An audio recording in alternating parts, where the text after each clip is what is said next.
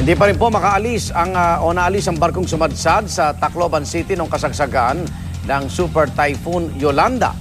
Pero ngayon ginagamit na ito ng mga residente para makapaglibang at makapagsaya. Darito ang report ni Mark Zambrano.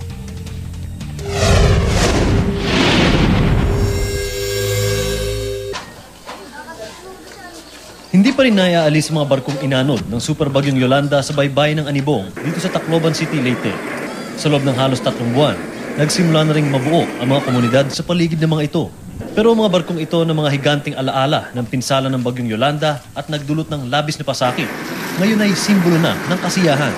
Bitbit ang mga gawang scooter, nagpaikot-ikot ang mga bata sa ibabaw mismo ng barko.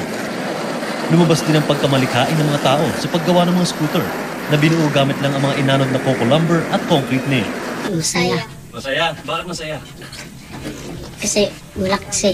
Ha? Kasi maraming tao. Kasi maraming tao.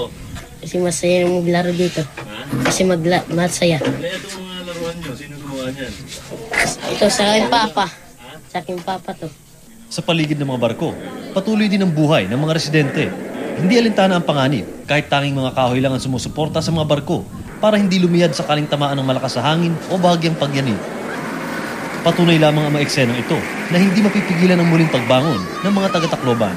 Para sa unang balita, Mark Zambrano reporting.